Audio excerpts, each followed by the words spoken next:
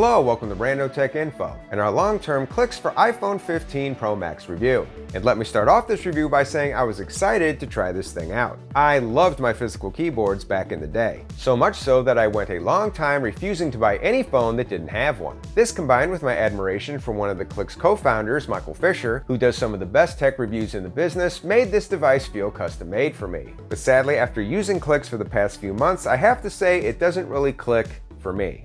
Oh God. That isn't to say the experience was all bad. First, and perhaps most importantly, using Clicks is just kind of fun. From the backlit keys to the yes clicky sound when typing, using the Clicks keyboard feels like a cool and unique little novelty. It will also grab people's attention if you care about that type of thing. Maybe a little. The case the keyboard is housed in is very easy to take on and off the phone. It frees up a significant amount of screen real estate since you don't need it for the virtual keyboard. It causes no noticeable battery drain even when the keys are backlit. And when it does come time to pull a charge, you can charge both the keyboard and the phone without removing the phone thanks to the charge through USB-C port. It's lightweight. It offers a bunch of universal and app-specific shortcuts, including but not limited to a microphone button that when long pressed will also bring up Siri, and a button that will quickly pull up the virtual keyboard when needed. And let's not forget, it does also act as a phone case and will provide your phone with some decent protection. Finally, and perhaps most importantly, I think the Clicks keyboard does help make me a more accurate typer. So right now you're probably saying to yourself, Wow. this all sounds pretty good. So what's the problem? Well, sadly, there were a few problems I had while using Clicks, and let's start out with what's probably the biggest problem: weight. Specifically, weight distribution. Earlier I mentioned the lightweight of the Clicks keyboard as a positive, and while that lightweight is nice when carrying around the phone, it makes it less than ideal when actually trying to use the keyboard. Because while the keyboard is lightweight, the iPhone 15 Pro Max is not.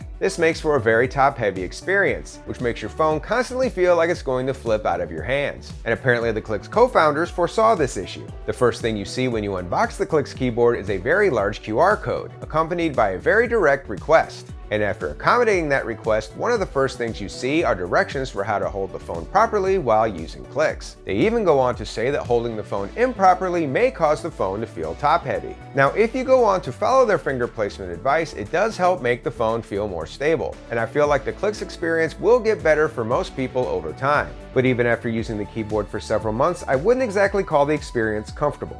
However, I will say this is a much smaller issue when using a smaller phone. I have had some hands-on time using the Clicks case with the non-Max version of the iPhone 15 Pro. And because that phone is a lot smaller, it does not feel nearly as top-heavy as when using the bigger Pro Max. Take that for what it's worth. Good to know. My other biggest issue with this device is it doesn't actually seem to be able to help me type faster. For the sake of authenticity, I actually typed up the entire script for this review using the Clicks keyboard. And I can tell you it definitely took longer than if I would have just used the phone's built-in virtual keyboard. As I mentioned earlier, using a physical keyboard does seem to help with my typing accuracy. But even with that increase in accuracy, my overall speed is noticeably slower. And that's even after several hours of typing practice. Like I said before, I really wanted to like this thing. Apparently. While the keys are certainly clicky and responsive, they also feel small and bunched together. But I think the biggest culprit when it comes to my slower typing speeds is the lack of predictive text. Now, I'm sure there are some people out there with greater finger dexterity than me that will be able to make the Clicks keyboard work better for them than I was. But I'm not sure how many people will actually be able to type faster with the Clicks keyboard than with a virtual keyboard. And sadly, the issues don't stop there. The extra length the keyboard brings to the table will certainly make your phone less pocket-friendly. It's not MagSafe compatible, although you can at least charge it wirelessly laying it down flat.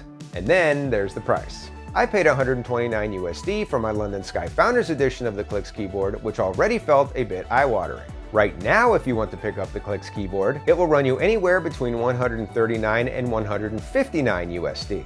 Now, I understand this is a new product and R&D costs have to be recouped, and I don't think the Clicks founders are trying to price gouge or take advantage of anyone. But I also feel like $160 is a big ask for this product, especially with the issues it currently brings to the table. But that's just me. What are your thoughts about the Clicks keyboard? Do you think it's something you or someone you know would be interested in at its current price point? Feel free to weigh in down in the comments. As always, I hope you found this video useful. Thank you for watching, and until next time, this is Rando Tech Info, signing out.